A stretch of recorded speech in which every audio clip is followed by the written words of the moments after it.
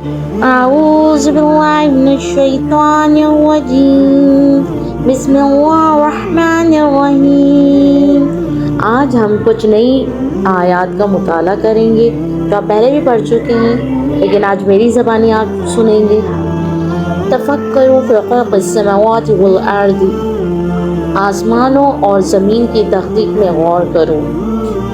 Number 2، وما خلقت الجن والانس الا لیعبدون، یعنی میں نے جنات و انسانوں کو صرف اپنی عبادات کے لیے پیدا کیا ہے۔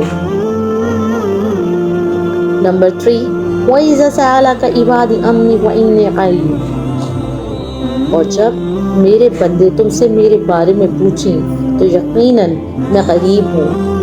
إِنَّ مَعَ الْعُسْرِ يُسْرًا، یقیناً ہر مشکل کے ساتھ آسانی ہے۔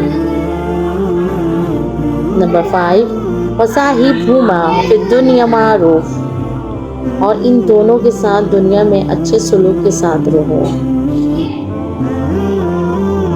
نمبر 6، قُلْ يَا عِبَادِيَ الَّذِينَ آمَنُوا اتَّقُوا رَبَّكُمْ، یعنی کہہ دو اے میرے مومن بندو اپنے رب سے ڈرو۔